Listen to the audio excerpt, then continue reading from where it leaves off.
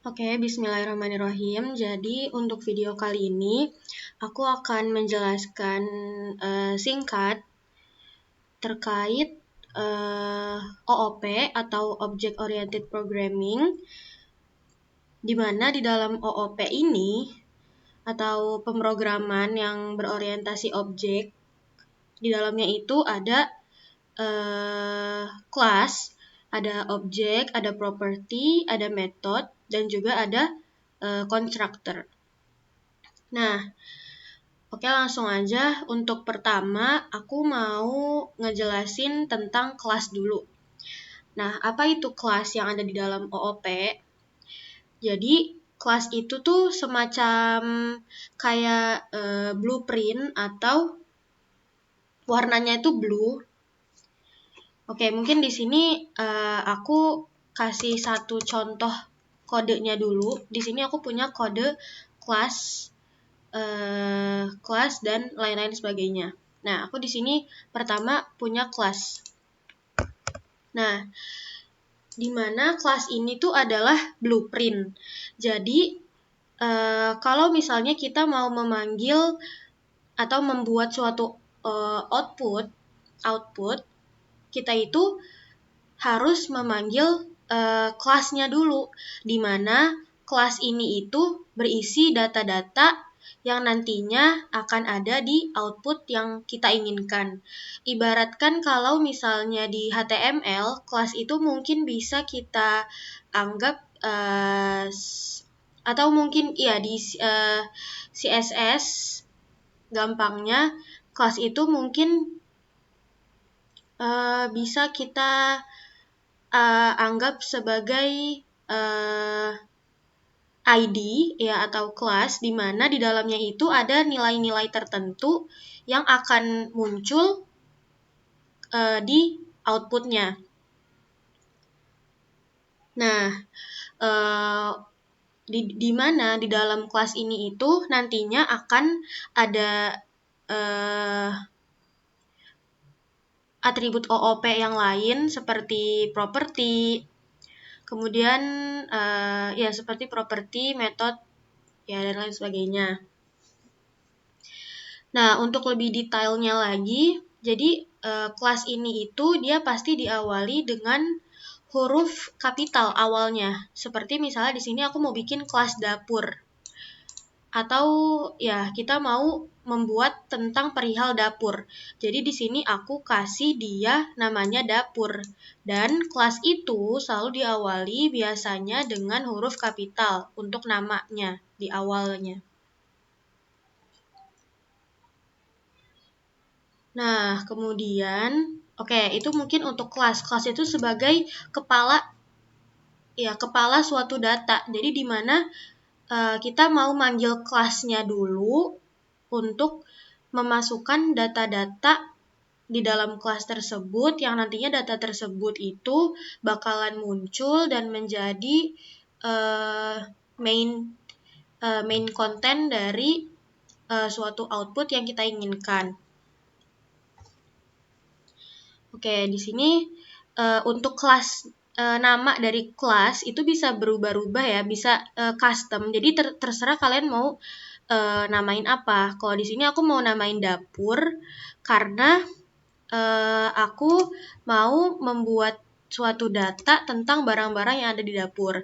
Tapi kalau misalnya kalian ingin membuat kelas, misalkan kelas laptop, dimana mungkin nanti kalian mau membuat atau mengisi kelas ini dengan data-data terkait laptop, atau mungkin kelas-kelas tertentu yang kalian inginkan data yang ada di dalam suatu kelas tersebut. Gitu. Nah, di dalam kelas ini nanti akan ada property dan juga method. Oke, ini untuk kelas. Selanjutnya, kita akan masuk ke property. Di mana property itu ada di dalam kelas. Nah, gimana sih bentuknya dari property? Property itu bentuknya seperti ini. Nah, jadi properti itu tuh kayak semacam variabel. Ini kan misalnya nih, dolar barang, ini kan variabel kan. Nah, variabel ini itu ada di dalam kelas. Jadi, variabel yang ada di dalam kelas dinamakan properti. Nah, properti itu ada 3 macamnya. Pertama ada public, seperti yang udah aku tulis. Kemudian yang kedua itu ada private. Dan yang ketiga ada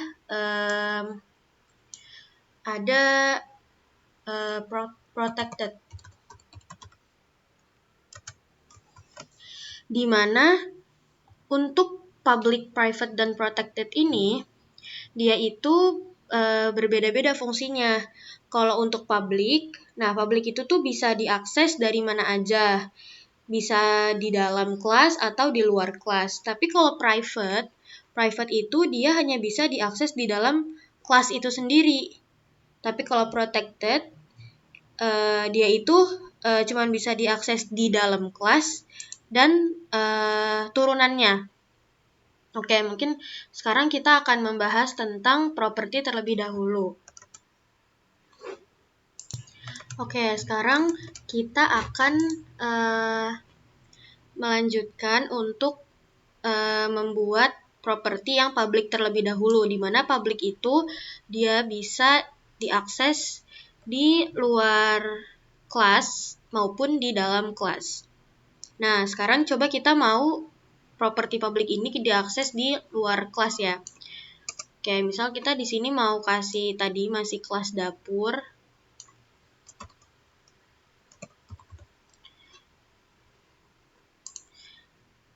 Nah, kemudian public barang, dan setelah keluar dari kelas, kita akan membuat yang namanya objek. Oke, coba mungkin kita sekarang akan sedikit lompat dulu tanpa menyelesaikan 3 jenis properti, karena objek itu adalah hal yang sangat penting di dalam OOP, karena objek itu adalah wadah tempat menaruh properti gitu, agar nantinya bisa berjalan outputnya. Jadi harus ada objek dulu, di mana objek nanti akan dipanggil lagi ke pengaksesan public.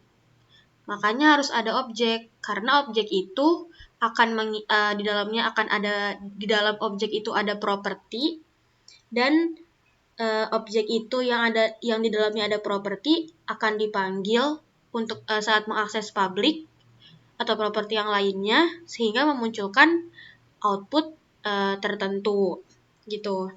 Nah, sekarang misal aku mau bikin objek.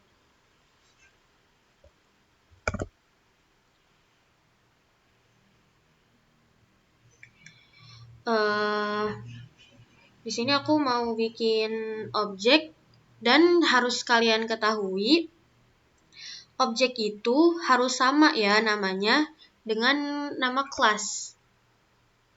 Oke, kita kasih contoh format objek itu. Pertama, variabel yang kita bikin sendiri. Di sini aku mau kasih variabel misal dapur 1. Kemudian, kalau objek itu harus ada ketambahan new. Kemudian, kita panggil si kelasnya, yaitu dapur. Formatnya pakai tanda kurung ya. Nah, baru setelah objek, kita udah panggil nih. Kan ini variabel objek nih. Variabel yang ada di objek yang kita baru bikin. Di dalamnya ini ada namanya si kelas, di mana kelas ini dalamnya ada data-data kan. Oke, jadi kita isi dulu datanya ya. Misalnya barangnya panci. Oke. Nah, sekarang kita akan mengakses si publiknya dengan memanggil variabel yang ada di objek. Oke, sekarang kita akses si publiknya dengan echo. Kemudian kita panggil variabel dari objek, tanda seperti ini. Kemudian kita tuliskan barang. yaitu variabel barang yang ada di dalam kelas, di mana variabel barang ini di dalamnya ada nama datanya, yaitu panci. Oke, coba ya kita lihat coba hasilnya. Ini untuk publik yang ada di luar kelas ya. Kalau kita lihat di sini hasilnya, nah di sini outputnya udah keluar ya, yaitu panci. Kenapa cuman panci? Ya karena tadi kita ini hanya menuliskan data panci gitu. Oke, jadi kurang lebih alurnya itu kita menuliskan dulu nih kelasnya. Kita mau bikin kelas apa dengan nama yang custom. Di dalamnya ini akan ada properti, di mana properti tersebut di dalamnya tercantum data yang akan kita buat. Nah, kemudian setelah keluar dari kelas, ini untuk yang public ya, akan kita cantumkan objek, di mana objek itu berisi variabel baru. Variabel baru, di dalam variabel tersebut ada namanya si kelas, di mana kelas itu di dalamnya ada data, dan kemudian kita panggil pengaksesan public echo. Dan ini yang dipanggil pertama adalah variabel objek.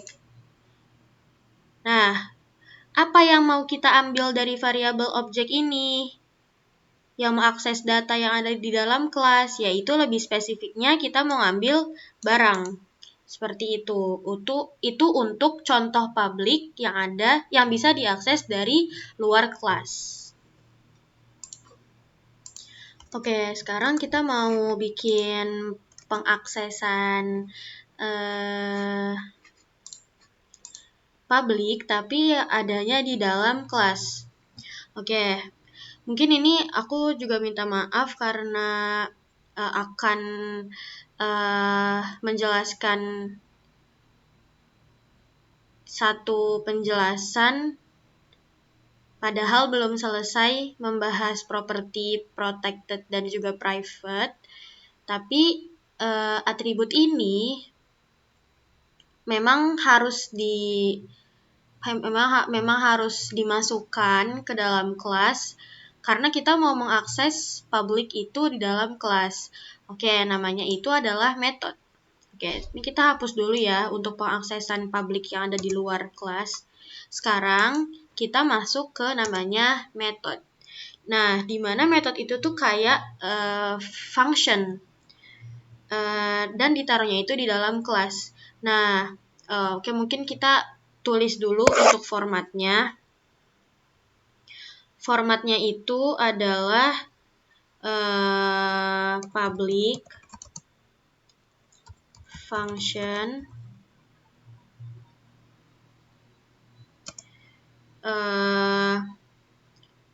mungkin kita kasih namanya itu misal tampilan dapur.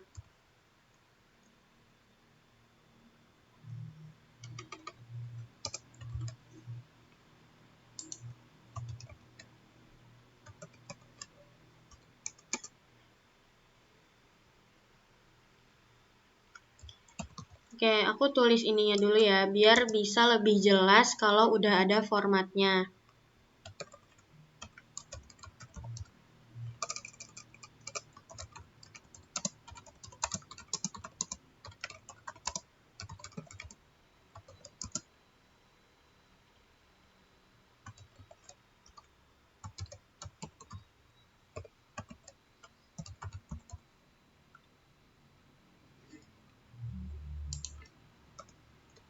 Nah, oke. Jadi, metode itu tuh fungsinya apa sih? Metode itu tuh fungsinya ngambil nilainya properti yang ada di dalam kelas. Jadi, dia tuh ngambil nilai properti public ini loh. Di mana properti public ini mengisi data dan tepatnya adalah di dalam kelas. Nah, itu untuk fungsi metode yang pertama. Nah, untuk fungsi metode yang kedua itu, dia itu akan menampilkan output menampilkan output yang akan keluar, nanti seperti apa output yang akan keluar, atau akan mengolah data sebelum nanti datanya keluar. Makanya di sini kan di dalam public function atau di dalam method ini ada echo, di mana echo kan biasanya digunakan untuk penampilan data kan.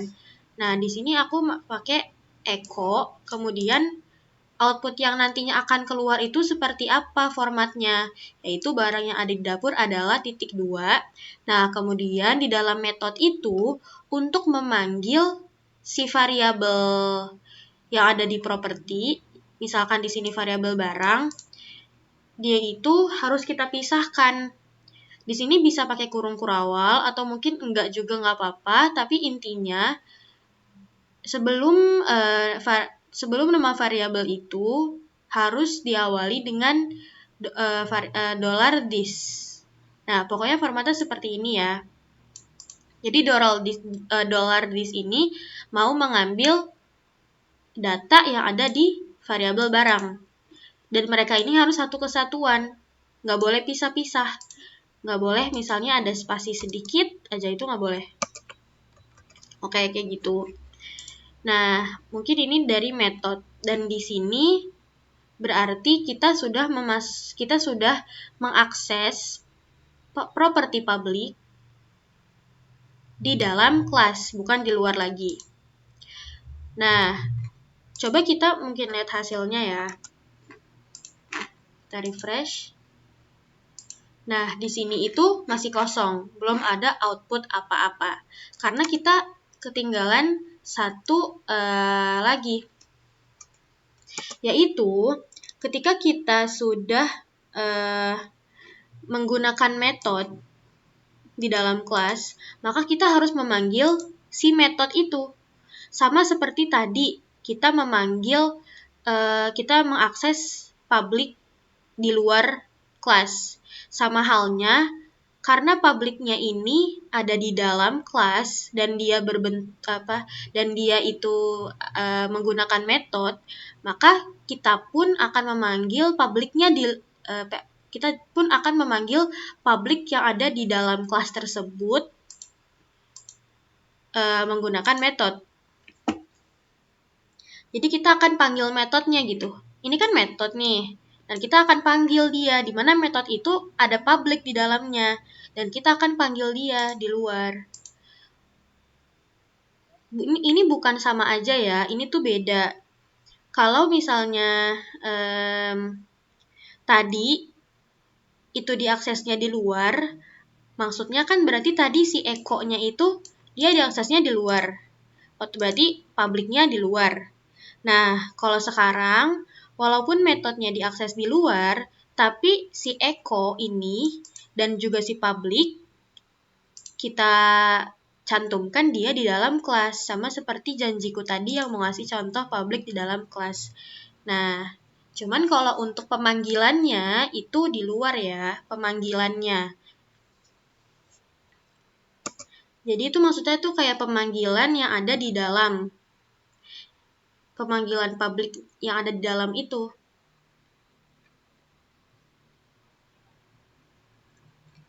Nah, di sini aku panggil sama halnya dengan nama si objek, yaitu dapur 1.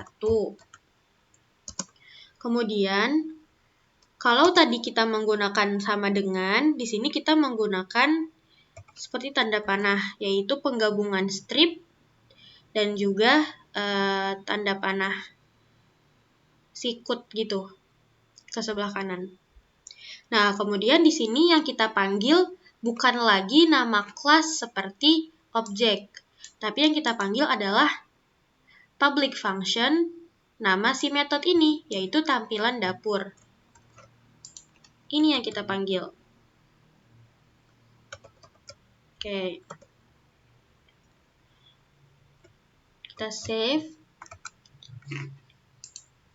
Nah, sekarang kalau kita lihat di sini, udah muncul ya outputnya. Karena tadi, public yang kita akses di dalam kelas, sudah kita panggil si metodenya di luar kelas.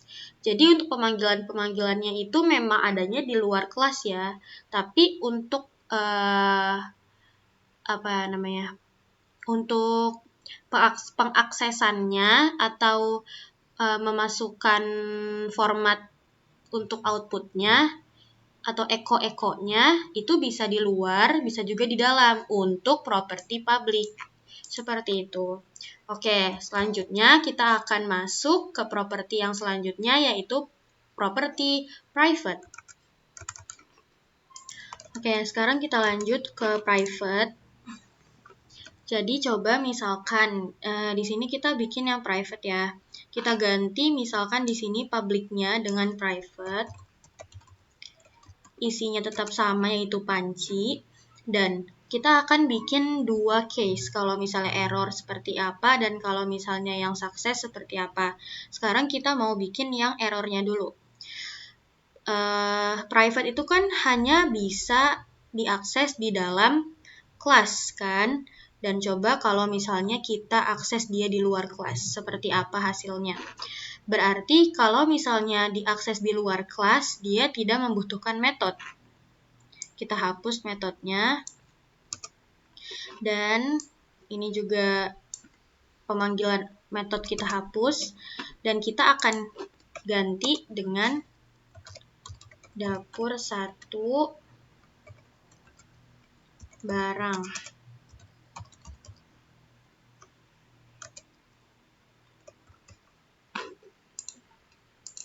Jangan lupa menambahkan eko ya, karena kita ibarat kata mengakses hasilnya di sini.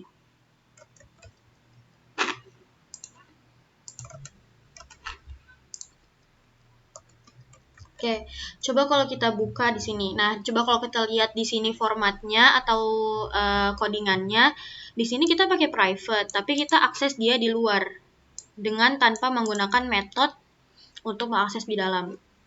Nah, kalau kita lihat, oke. Nah, di sini itu ada error di line ke-12. Coba kita lihat. Nah, error kan? Karena kita menggunakan properti private yang harusnya diakses di dalam kelas, tapi kita malah mengaksesnya di luar kelas, makanya error. Sekarang kita akan buat agar outputnya tersedia. Kita hapus akses di luarnya, dan untuk mengakses di dalam, kita perlu menggunakan metode. Kita kasih metodenya public function.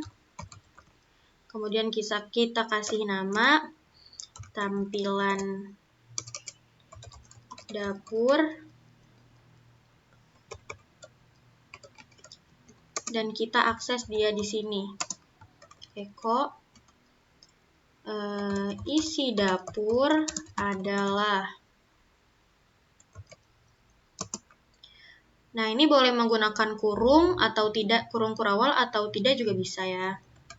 Cuma di sini biar lebih rapi aku kasih dia kurung kurawal, dan kalau metode tadi apa?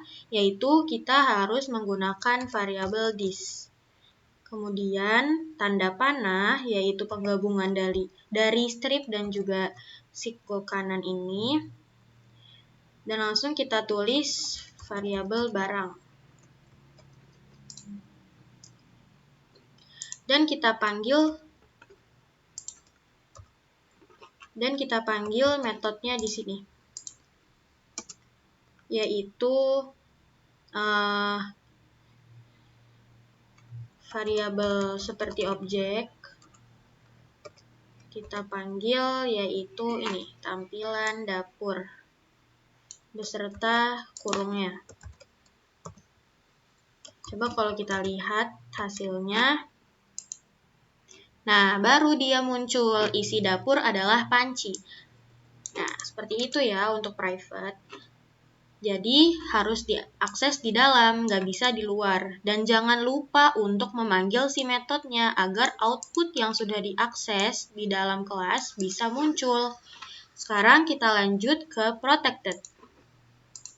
Oke, sekarang kita lanjut untuk protected. Nah, Jadi protected itu kan dia bisa ada di dalam kelas itu sendiri dan juga untuk turunannya kan. Nah, sekarang coba kita mau membuat protected yang diakses di dalam kelas itu sendiri. Berarti sama seperti function ya, seperti private ya. Oke, coba sekarang kita hapus dulu ini. Berarti setiap yang diakses di dalam kelas pasti menggunakan metode. Gitu, oke? Setiap yang diakses di dalam kelas pasti menggunakan metode. Oke, sekarang coba kita ganti protected ya di sini. Protected. Kemudian kita kasih metode, yaitu public function. Kemudian dengan nama misalkan tampilan dapur lagi. Baru kita kasih echo di dalamnya. Isi dapur .2. Jangan lupa this barang.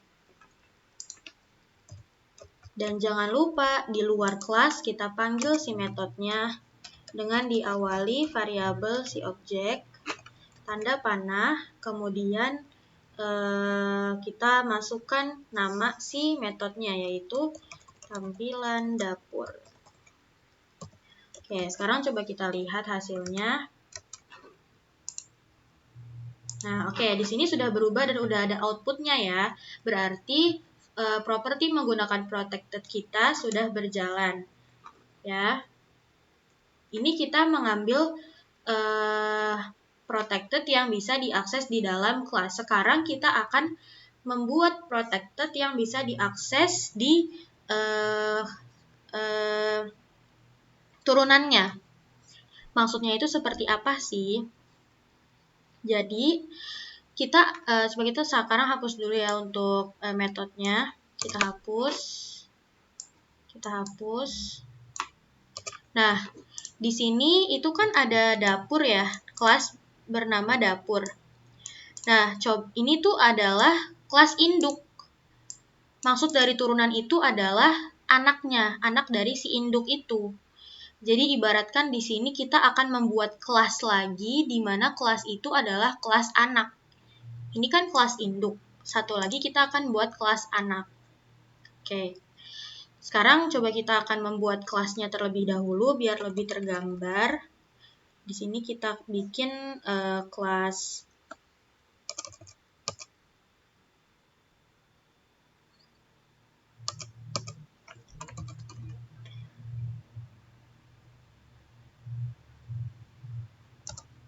misalkan kita bikin dapur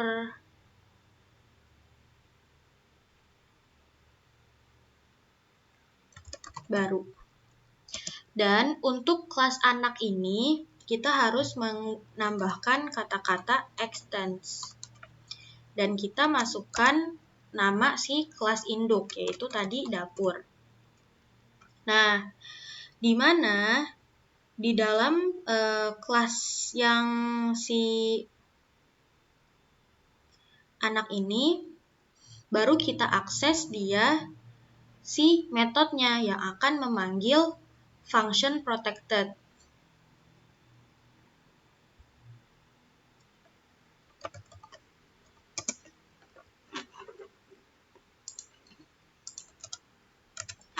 Oke, sebelumnya aku minta maaf karena ada kesalahan. Jadi, setelah setiap kelas maupun induk ataupun anak, itu setelah kelasnya harus langsung memasukkan metode di dalamnya. Jadi, setelah kelas induk atau kelas dapur ini, kita akan kasih metode dulu sebelum lanjut ke kelas anak. Kita kasih metode dengan nama misalnya tampilan dapur. Kita kasih echo-nya. ini barang yang ada di dapur, titik 2, this barang. Oke, baru sekarang kita olah si kelas anak sama seperti kelas induk. Tapi bedanya, kelas anak ini kita nggak usah lagi ngasih properti, tapi langsung aja kasih metodenya.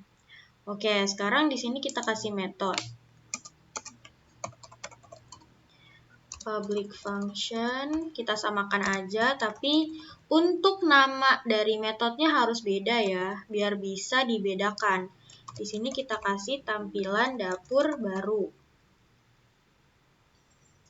Kemudian kita kasih echo.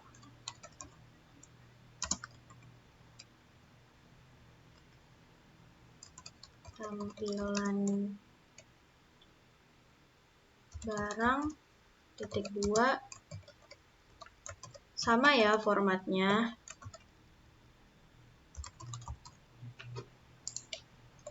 Nah, sekarang kita akan panggil dua kelas ini, kelas induk dan juga kelas turunan atau kelas anaknya di setelah kelas atau di luar kelas. Oke, sekarang kita coba kita kasih komentar di sini. Kelas induk dulu, kita akan panggil dapur 1, new dapur.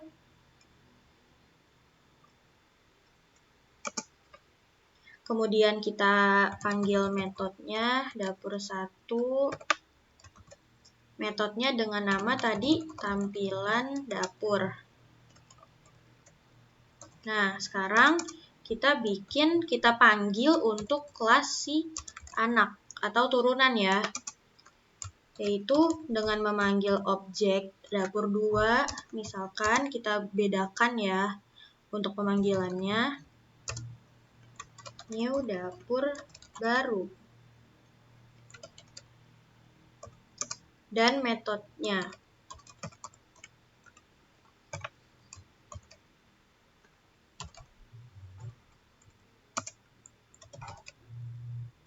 Oke, kita save. Coba kita lihat hasilnya di sini. Oke, sepertinya ada kesalahan di 11.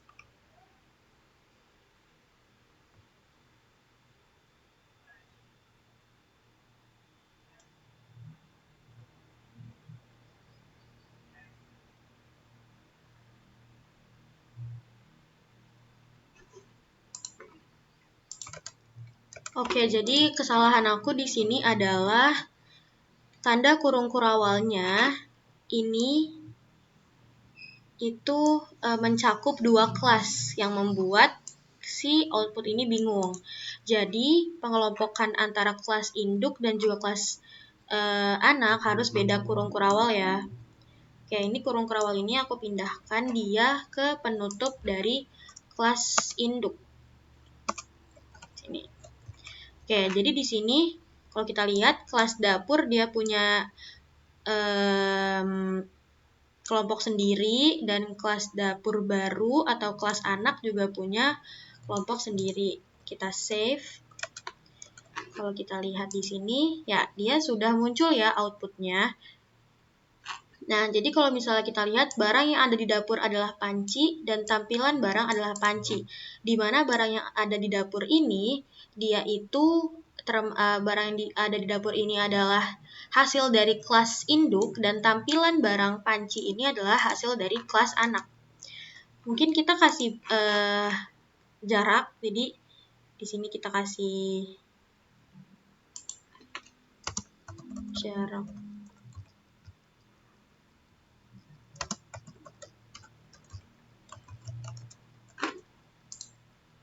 Oke, seperti ini ya.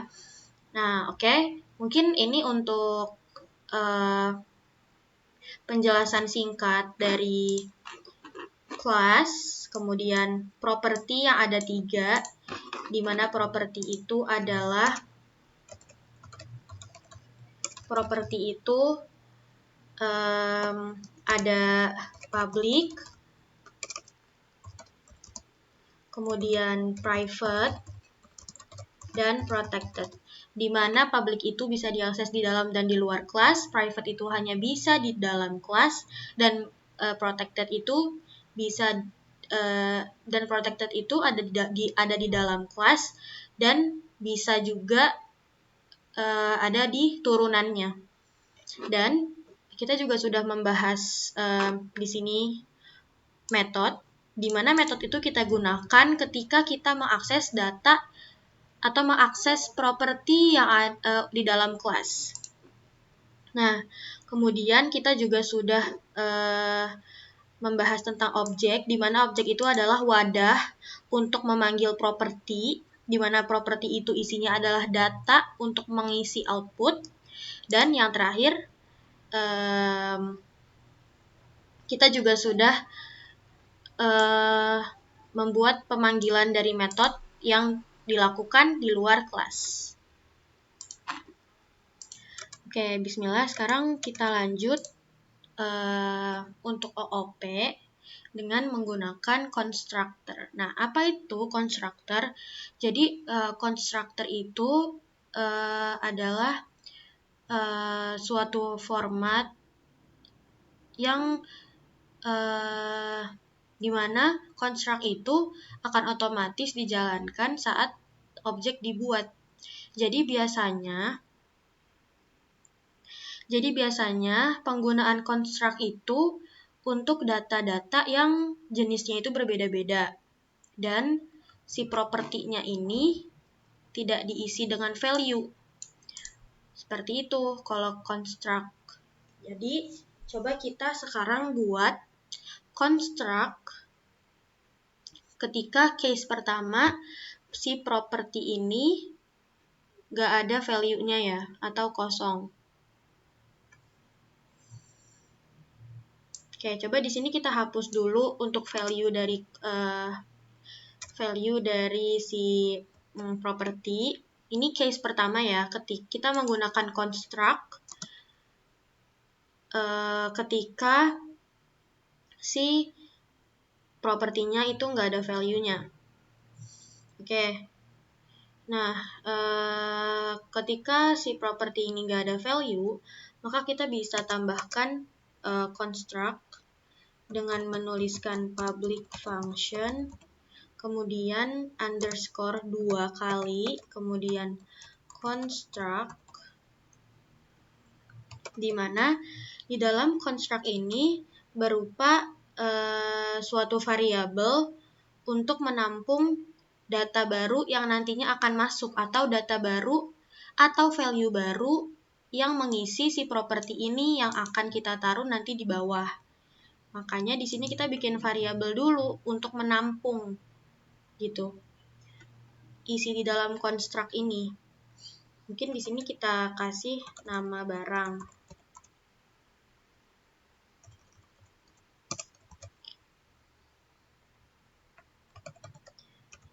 Nah, kemudian kalau construct itu dia itu formatnya dikasih variabel this dulu, kemudian kita panggil si variabel yang isi propertinya itu. Nah, kemudian di mana value dari properti barang ini nantinya akan ditampung oleh variabel bernama nama barang. Kayak gitu. Nah, untuk fungsi berikutnya dari si construct ini, dia itu tidak perlu lagi mengisi datanya satu persatu. Oke, coba di sini kita hapus dulu ya. Untuk sebelumnya kan kita lagi bikin kelas anak nih. Kita hapus dulu kelas anaknya. Begitu pula metode untuk kelas anaknya kita hapus. Nah, sekarang kita mau bikin objek dari kelas dapur dan bakalan langsung dikirim ke constructor.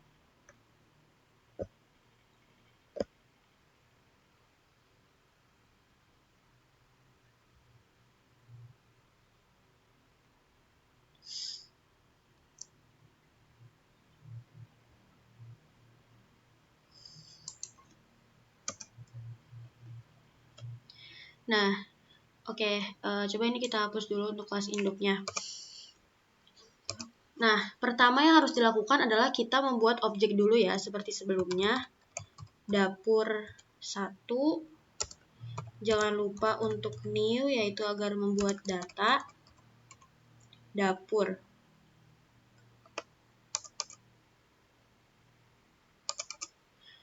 Kita lihat nama kelasnya tadi dapur kan benar. Dapur. Dimana kita akan memasukkan value construct atau si ini kan construct. Nah, ini value-nya nih ceritanya. Kita akan isi ini ke bawah. Di sini.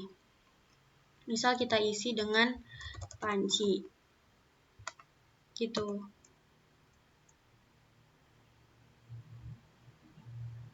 Nah, sekarang jangan lupa juga kita panggil metode ya.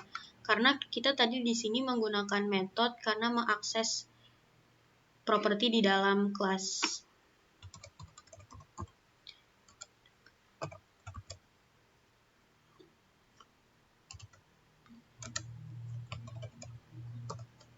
Oke. Nah, sekarang coba kalau kita lihat ya hasilnya. Di sini udah ada hasilnya, yaitu barang yang ada di dapur adalah panci. Nah, ini kita baru menggunakan satu data aja. Sekarang coba kita bikin 2 data. Tanpa harus mengisi propertinya ini 2 kali. Nah, ini tinggal kita copy. Kita ganti variabel objeknya dengan 2. Harus berbeda ya. Dan coba kita isi si construct-nya itu dengan misalnya kompor. Oke, sekarang kita lihat hasilnya. Nah, di sini udah ada 2 buah data. Jadi, construct itu kita bisa kasih 2 case ketika kita menggunakan construct. Case pertama adalah ketika kita tidak mencantumkan value setelah property. Maka kita bisa menggunakan construct di mana value tersebut bisa kita cantumkan di dalam objek.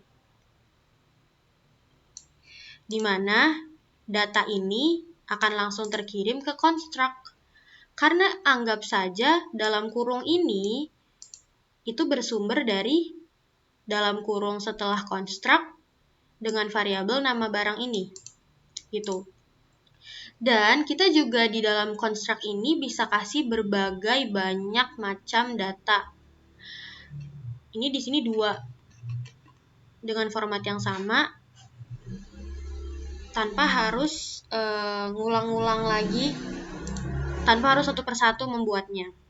Oke, sekarang coba kita kasih untuk case kedua.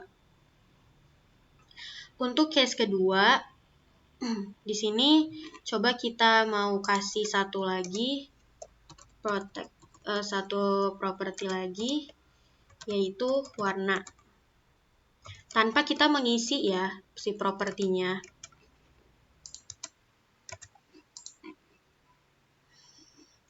Nah, kemudian untuk si function public function underscore construct ini, kita juga tambahin lagi this,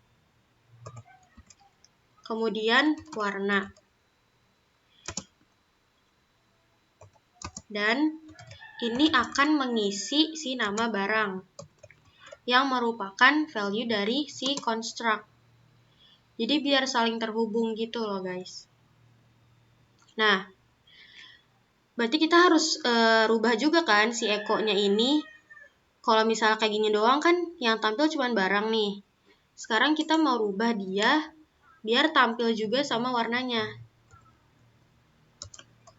Warnanya -2 this warna. Nah, ketika kita menggunakan construct, maka kita tidak perlu satu persatu lagi untuk mengisi datanya, kayak barang dulu, baru warna dulu di bawahnya. Tidak usah seperti itu. Karena construct itu dia tuh meringkas dan mempermudah. Jadi tinggal kita kategori-kategori ini bisa langsung kita satukan jadi satu di dalam tanda kurung ini. Misalkan di sini kita pertama kan barang, panci. Kemudian kita masukin warnanya. Tinggal tulis aja value-nya di dalam satu kurung. Nah, itu fungsinya construct. Jadi biar lebih ringkas, tanpa harus berbaris-baris satu persatu dengan kategori-kategori yang berbeda-beda. Oke, di sini kita contoh masukkan panci warna abu-abu. Oke. Kompor juga kita kasih dia kategorinya, yaitu misalkan kompor warna pink. Sekarang kalau kita lihat hasilnya, nah di sini udah muncul ya barang yang ada di dapur panci warnanya. Kita lihat.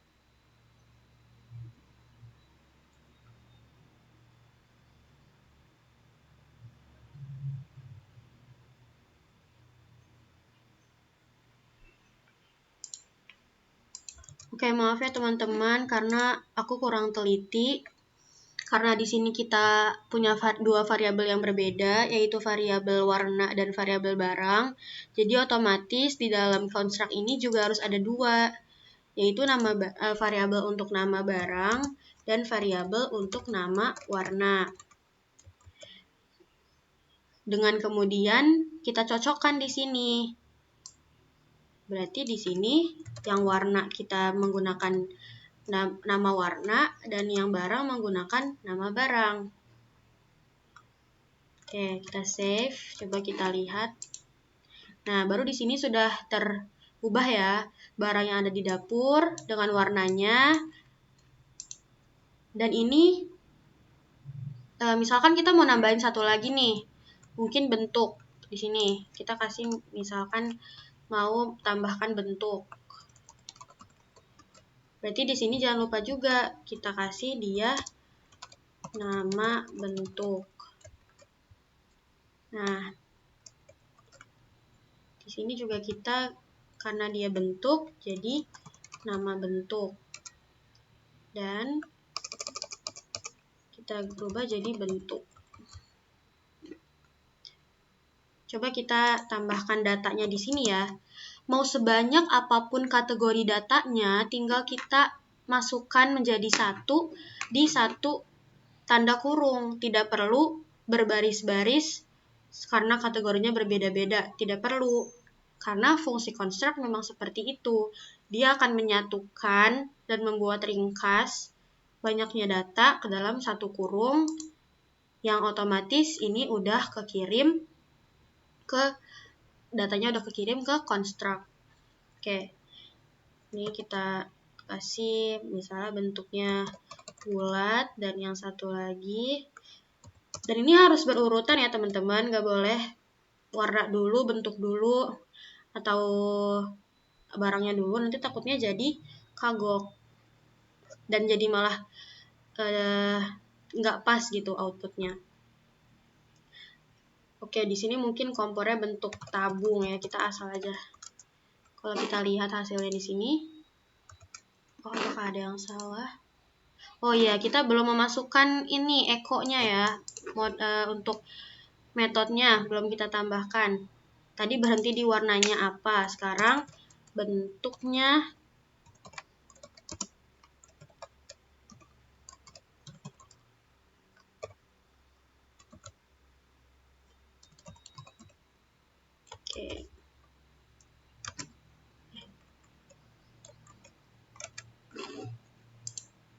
Oke, sekarang outputnya udah sesuai ya.